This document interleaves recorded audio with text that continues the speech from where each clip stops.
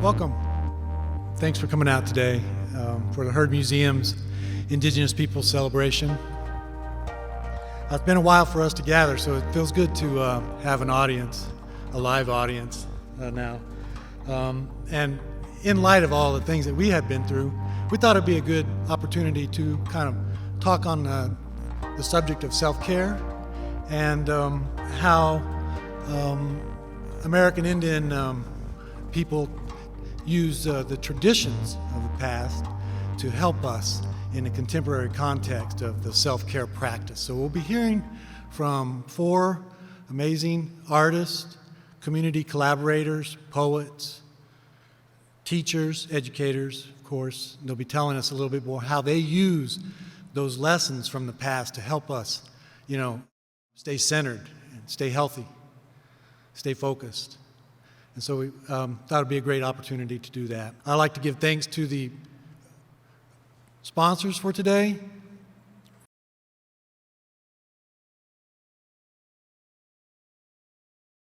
So thank you. Without our sponsors and without you, without our friends, all of this wouldn't be possible. So it's very important.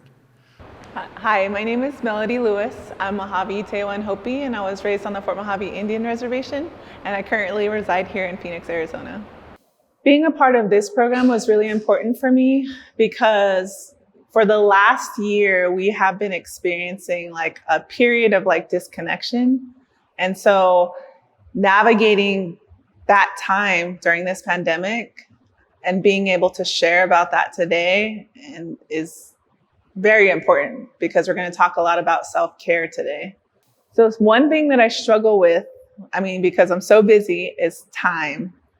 And so I was really intentional for the last couple weeks to make sure to listen to my body and make sure I drink water and get sleep. So something as just foundational as that for myself was preparing me for today's presentation. I think for myself, what I hope for impact is really by sharing my story and sharing like my personal experiences. I hope that whoever is dealing with the same challenges or experiences that I am might learn from what I'm sharing today. So I hope the impact goes to say, like, how can I apply this to my life if I'm going through these things? Something as small as that. Advocate for yourself. Advocate for yourself and be I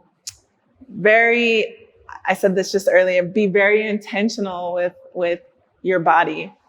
So my buddy here, Marcus, just tells me before we started this that actually really spoke to me was the vessel part. We are a vessel, and our vessel needs to be taken care of in order for us to do the work that we hope to achieve with ourselves. So take care of yourself. I'm just going to start off by saying, it's good to see everybody. It's nice to be in person again. And so I have this YouTube channel. I'm going to talk about it throughout this session, but it's called Response Roundtable.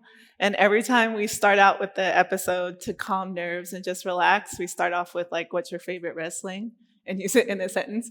And honestly, it helps me calm down a little bit. So I'm going to use my favorite wrestling and use it in a sentence. So right now I have these like fancy lights happening. And so one of our wrestlings from Mojave is like, ahara. It's like, ahara means to us, like, God, ahara, I hope I'm not real shiny up there in these lights. That's what I'm thinking right now. So anyway, good afternoon. So I'm so happy to be here to present about contemporary self-care practices. And I'll just tell you a little bit about myself. So again, I am Mojave Tewan Hopi. I have my own business called Indigenous Community Collaborative. It is a social enterprise. And I have another space that we're opening called Cahokia Social Tech and Art Space, and I'm a co-founder for that.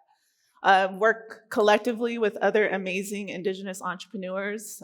Turquoise Devereaux, I usually do this presentation with her, is my partner in crime, and Adon Madrigal is also a partner in crime. And then Unique Yazi, she's working with me on opening this space. I tell you guys all that to say that time is precious. It's probably something I'm having trouble managing right now. And we just had this quick little presentation, or like a quick intro in the front there. And it was like, what did you do to prepare for this presentation for self-care? And I was like, dang, really, it was just foundational things, right? It's really like getting sleep and making sure I eat and drink water. And so time is pretty precious. And I just want to talk about, just what my experiences have been leaving the reservation and coming here to the city. And then also like types of things that I'm personally navigating as a Indigenous woman doing business here in the city. So again, Indigenous Community Collaborative, we try to create Indigenous inclusive things, really using and talking about Indigenous identity. And then I added multimedia because, like I said, I have my own YouTube channel. So the things that I kind of want to touch on today is really talking about the cultural impact, generational differences, and then really honing in on what is the modern day matriarch, why we called it that. So I'm gonna just use this very first bullet here and just really talk about what I've experienced and what I've seen growing up. And I'm sure it's probably similar across the board.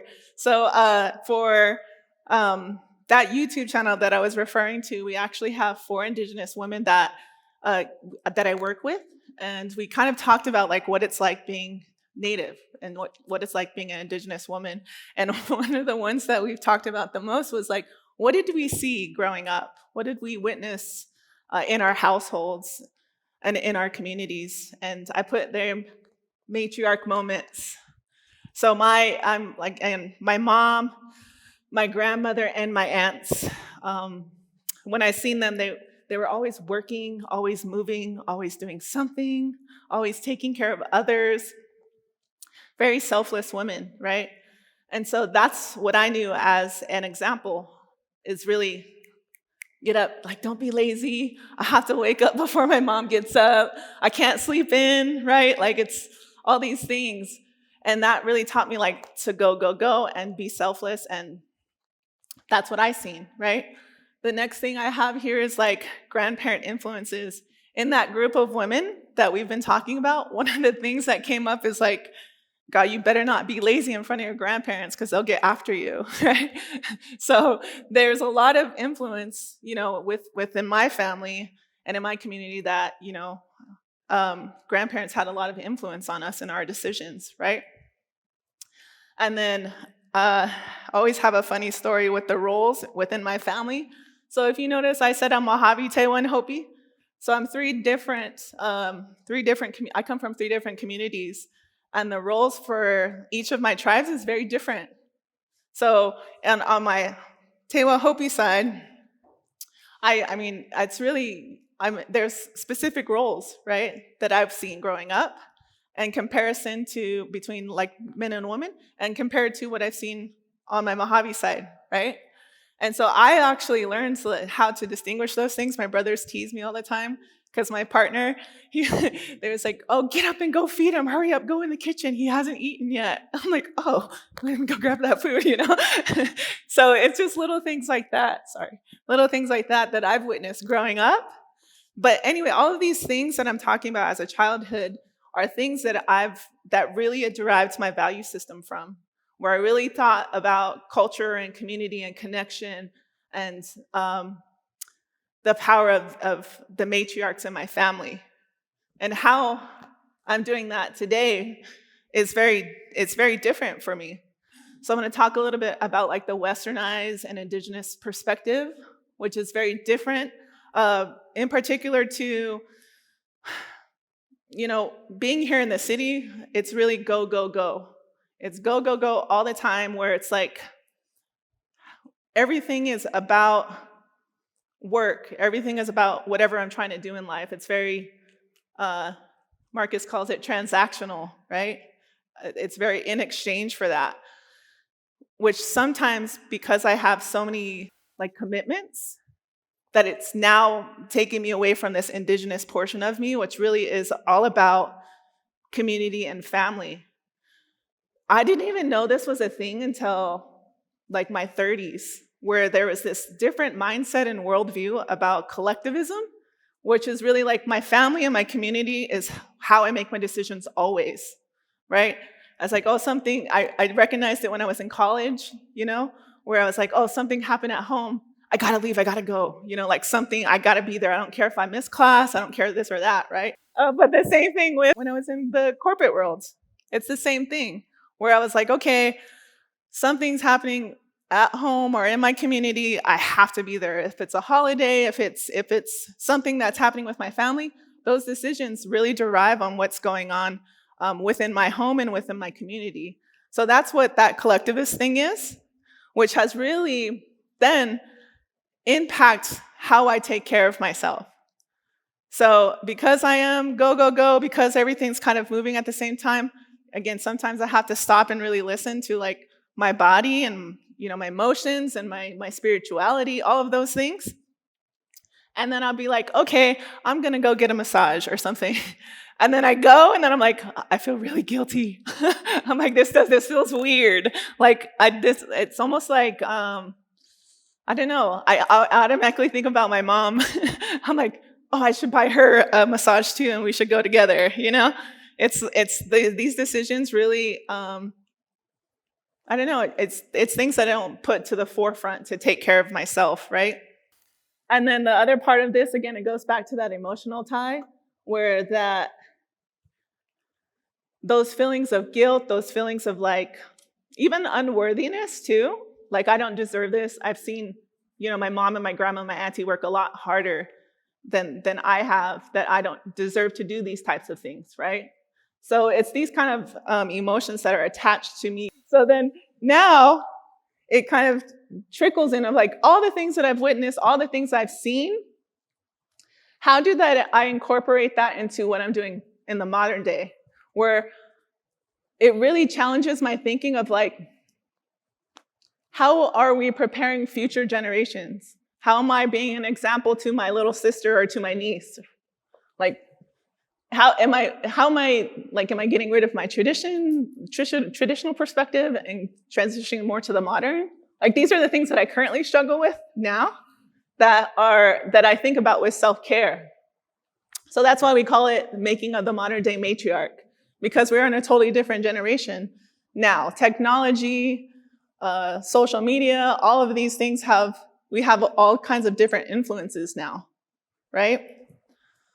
So I guess the lessons that I've learned for myself is really to recognize and pay attention to those emotions that I feel or these thoughts that I have that are preventing me to like wanting to take care, to stop for a moment, right? And take care of myself. So I have to really listen to what is needed at the time. For myself, like I really kind of started like breaking it down into spiritual and emotional and physical needs, right? Like very specific, because sometimes it varies for me at different times depending on what's happening for me in that moment. So really paying attention again to what is needed and then what works for me. Like, I mean, meditation, I've tried to do meditation and it doesn't work for me. I think what relieves stress and gives me the most kind of like calmness is running or working out or something like that, because I grew up as an athlete and that was a stress reliever for me. Massages, there's things like that, just really realizing do these things help give relief? And then the last thing I had here is just really being consistent and implementing and listening to myself. So we just wanted to share like kind of like the cultural and foundational things for myself that I've experienced. And if I were to, I don't know, give like advice or like why I chose to do this type of presentation is that, the pandemic really showed what I was missing last year. And it was community, it was that connection. That's why we created the whole multimedia route. And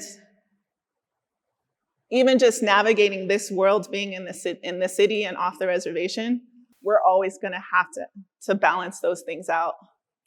So I think it's just starting to talk about and have these conversations is very key.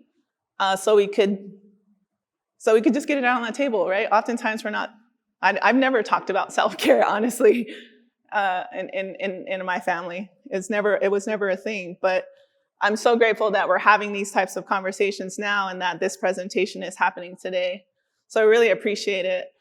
Thank you for letting me share my story and my experience. I hope you guys have a good time. And this is just, if you want to get a hold of me or have any contact information, feel free to reach out. So thank you.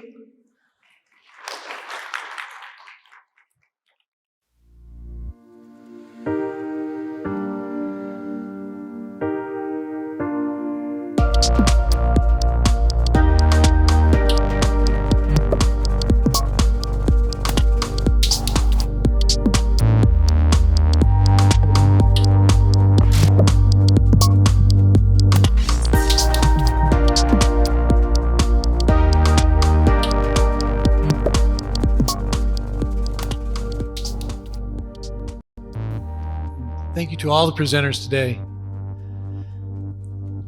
Melody, Redmila, Amber, Tanea. Thanks for those words. They're very important.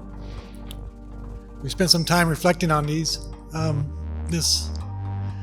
particular presentation, and we knew it would come across strong, because it's timely, it's necessary, it's got a good intent, a good purpose. So again, thank you all for coming out, spending time with us today, having an interest in self-care and indigenous cultures. Thank you.